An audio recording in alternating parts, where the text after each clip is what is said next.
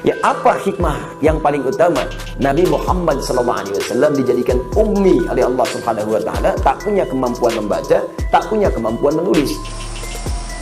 Nabi disuruh baca dan kamu mengatakan Nabi tidak bisa membaca, berarti nabimu tidak melaksanakan perintah Tuhan. Pakai logika. Ada kalimat setelahnya, oh ternyata Muhammad bisa nulis, Muhammad bisa baca, maka muncullah kemudian itu Quran produk Muhammad. Karena produk butuh penyesuaian. Al-Quran produk sejarah. Karena produk sejarah mungkin berlaku pada hukum di masa lalu, tidak berlaku sekarang. Pernah dengar kalimat itu? Itulah kalimat-kalimat turunannya. Ya. Nanti kalau satu masa ingin belajar, nanti saya ajarkan. Saya belajar khatam setahun itu tentang orientalisme. Akan saya laporkan siapapun yang mengatakan Nabi Muhammad buta huruf. Saya laporkan polisi. Ummi itu bukan berarti bodoh. Ini sudah banyak lama, gitu. Ini warisan dari hal-hal syubhat-syubhat keraguan yang diresapkan oleh para orientalis di masa lalu.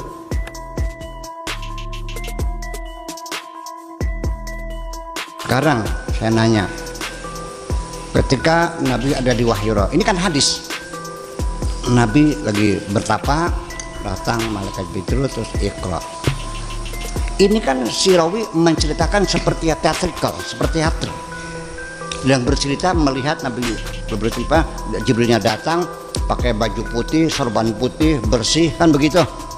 Lalu membuka satu kertas di hadapannya, Iqra.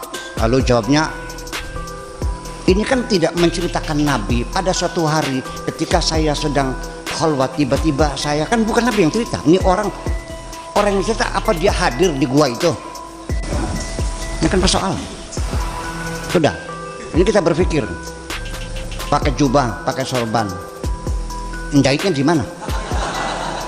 Kayaknya tetornya apa tetrek? Kemudian lagi, Iqra, tulisan.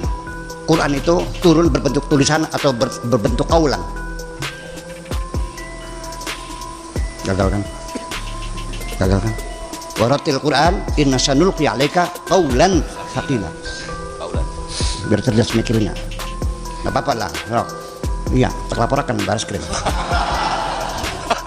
Ternyata umat Islam seluruh dunia manjung penjara KB. Hanya saya yang tidak. Makanya udahlah, jangan terlalu rajin lapor ke baris krim lah. Iya, ya gara-gara penghinaan Nabi. Ini kan juga sama. Udah. Nabi kalau iya betul dia itu buta huruf, kenapa disuruh membaca? Allah tidak mungkin menyuruh orang yang tidak bisa. Ini firman Tuhan, la yukallifullahu nafsan illa wus'aha. Kalau Allah tahu dia buta huruf, tidak mungkin disuruh baca. Udah berapa tuh? Ya, 4. Kelima ya. Nabi disuruh baca dan kamu mengatakan Nabi tidak bisa membaca, berarti nabimu tidak melaksanakan perintah Tuhan. Pakai logika.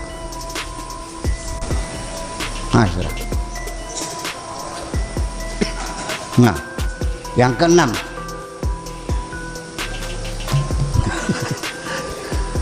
Nabi Muhammad setiap terima wahyu terus manggil para juru tulis. Di dalam huruf-huruf Al-Quran yang huruf di awal surat, alif, lam, mim, ya kan? Ha, mim, ain, sin, qaf. Kenapa tidak alif berdiri sendiri, lam berdiri sendiri, mim?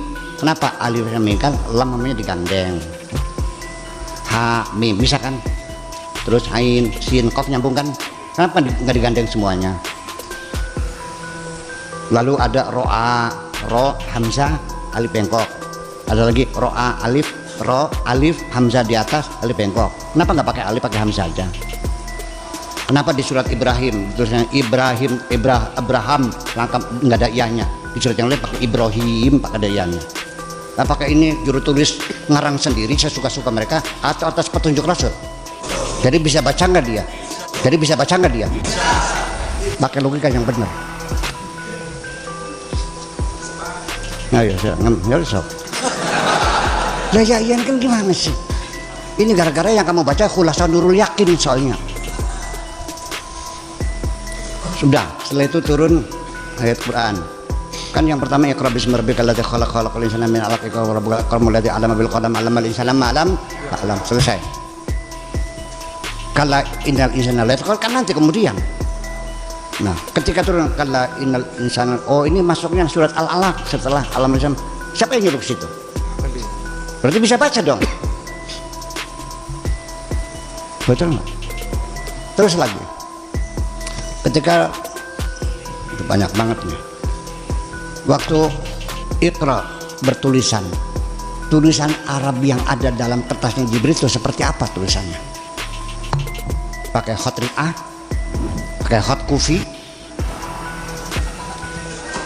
Adiwani ya, iya Adiwani, apa khat Utsmani.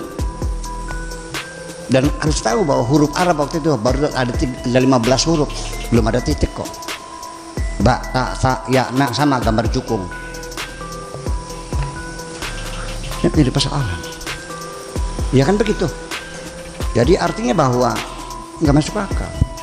Jadi hadis itu dipertanyakan. Hadis itu dipertanyakan. Dari mana Anda tahu bahwa lagi ini Jibril datang buka lembaran apa ngintek gitu? Atau Nabi yang bercerita? Saya kira akan lebih ideal lagi kalau riwayatnya hadisnya itu Nabi yang ngomong. Bainama kuntu fil ghari idz ja'ani Jibrilu, kan begitu. Ini kan cerita. Itu persoalannya. Jadi untung saja ada Imam Bukhari katanya kan gitu. Hadis. Imam Bukhari itu pernah mengecek, meneliti, mengurai, menganalisa, ya, mengklarifikasi dari teksnya, dari rawinya, sanadnya. Ini kataan fulan, dicek orangnya, coba jujur nggak orangnya. Yang ternyata bohong, coret kan gitu. Semua kan gitu. Itu sampai akhirnya setelah diseleksi yang lolos hanya 14.000 Sahih Bukhari itu. 600.000 hadis diseleksi secara cermat, kejujuran perawinya dan semuanya itu dalam 16 tahun. Yuk kita hitung. 16 tahun. Hadisnya 600.000. Coba mana kalkulatornya? Bulan dibagi 30. 104. 104. Sehari dibagi 14 berapa? 24 jam dibagi 24. 4,3 sekian. 4,3. Udah 4 saja dah, 4 hadis 1 jam tuh. Berarti dia bisa menyelesaikan tugas 1 hadis dalam 15 menit selama 16 tahun aja nggak boleh. Kapan naik ontanya, kapan ketemunya, kapan segala macam. Itu kan pertanyaan besar.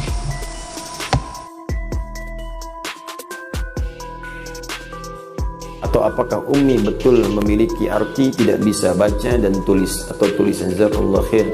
Semoga Allah muliakan Anda dan muliakan keluarga Anda. Pertanyaan seperti ini sudah banyak lama. Ini warisan dari hal-hal syubhat-syubhat keraguan yang diresapkan oleh para orientalis di masa lalu. Ya.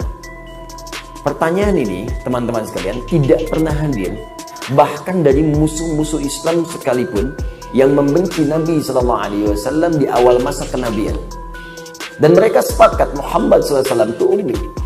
Muhammad gak bisa baca, Muhammad gak bisa tulis. Ya, dan pengertian ummi di kalangan orang Arab pada saat itu, apalagi di konteks tempat Nabi tinggal, sepakat semua orang gak bisa baca, gak bisa tulis. Apa hikmahnya? Bukan berarti bodoh. Tidak, ummi itu bukan berarti bodoh. Ya boleh jadi orang nggak bisa baca dan tulis diberikan kelebihan-kelebihan tertentu untuk hikmah tertentu. Ya apa hikmah yang paling utama? Nabi Muhammad SAW dijadikan ummi oleh Allah Subhanahu Wa Taala, tak punya kemampuan membaca, tak punya kemampuan menulis. Di antara hikmah terbesarnya adalah supaya tidak ada tuduhan ketika Al-Quran diturunkan adalah bagian dari rekayasa dan hasil kreasi Nabi Muhammad SAW. Karena Nabi itu pandai baca, Nabi pandai tulis, oh pantas Quran itu buatan Muhammad. Itu diantaranya. Makanya ketika wahyu turun pertama kali untuk membuktikan apakah yang dimaksud ummi itu bukan Nabi yang keturunan Bani Israel, ataukah ummi itu tak bisa baca dan tulis. Perhatikan bagaimana ketika ayat pertama diturunkan. Apa ayat pertama itu? Iqra bismi rabbikal ladzi khalaq. Ketika kalimat Iqra turun, Iqra. Apa jawaban Nabi? Sepakat semua riwayat. Saya ulang ya, sepakat semua riwayat, mutawatir sifatnya. Jawaban Nabi pertama kali, ma ana biqari. Ma ana biqari. Saya betul-betul nggak bisa baca. Perhatikan, dalam bahasa Arab ada ma qara'tu, ada ma ana biqari. Ada hukum di ilmu nahwu, kalau ma nafi bertemu dengan ba, maka hukumnya taukid. Atau laisa, ma laisa bertemu dengan ba setelahnya, hukumnya taukid untuk menguatkan. Paham? Tidak. Contoh. Di surat At-Tin, di ujung ayatnya, alaisallahu bi ahkamil hakimin. Allah bisa mengatakan begini, alaisallahu ahkamal hakimin. Kenapa kemudian masuk ba di situ? Di kaidah ilmu nahwu, kalau ada laisa setelahnya ba, itu hukumnya taukid, menguatkan, benar-benar. Jadi kalau ada yang meragukan, ya dipakaikan setelah laisa ba supaya dia yakin. Untuk meyakinkan orang ragu bahwa ini benar-benar loh. Kata Allah, saya serius, saya ini hakim yang paling adil. Apa engkau masih ragu juga? Sekarang Nabi ketika mengatakan, saya nggak bisa baca, pakai ba untuk menegaskan pada yang ragu. Yang menuduh Nabi, kamu bisa baca ya, kamu bisa nulis ya. Makanya poros kalimat yang mengatakan ketika Jibril turun, menyamar jadi lelaki, mengatakan, Iqra ya Muhammad, baca.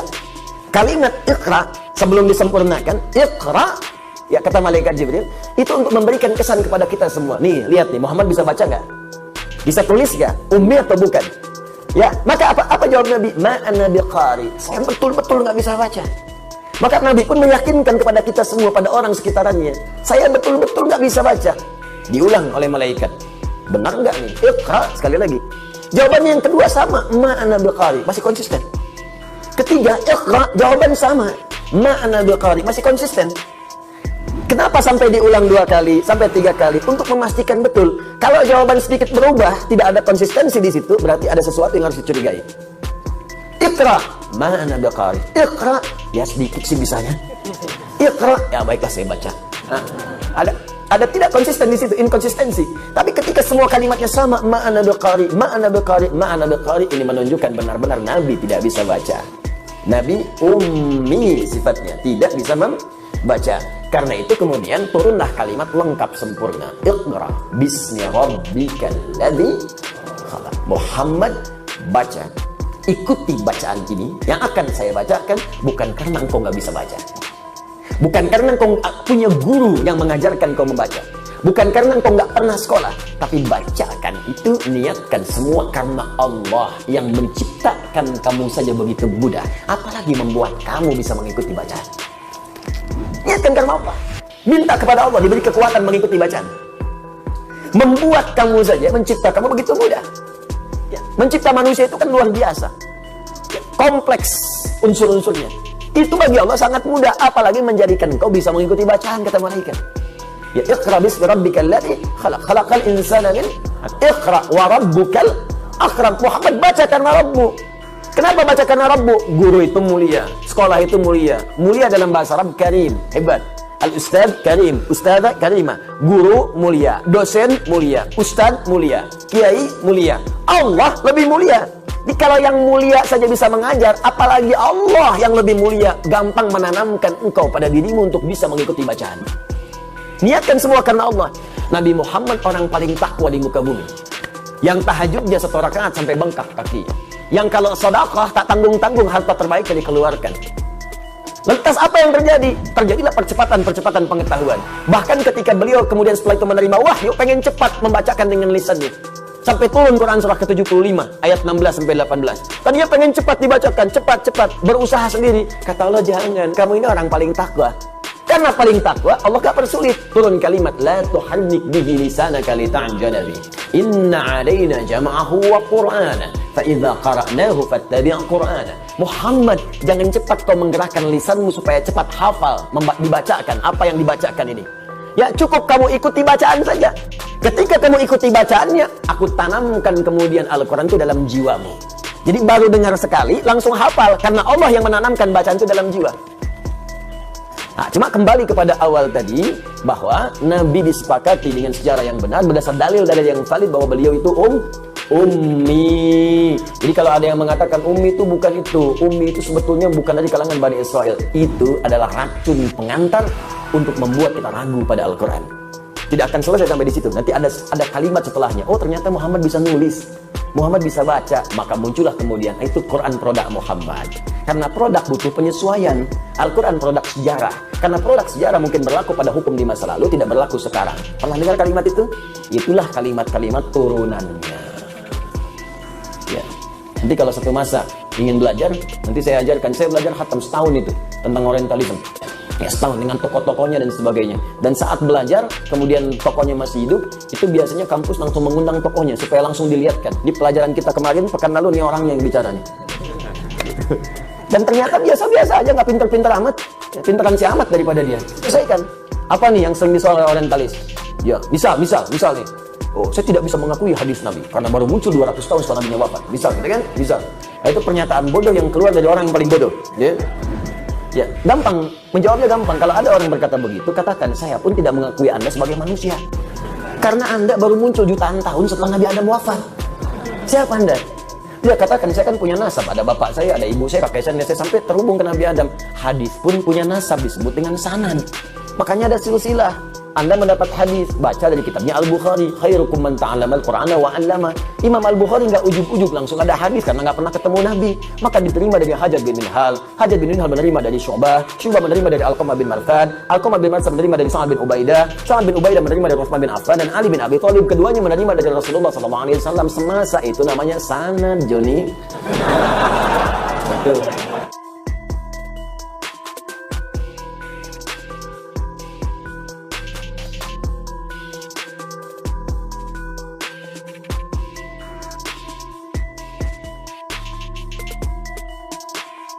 Orang pegang Quran tuh harus berwudu nggak?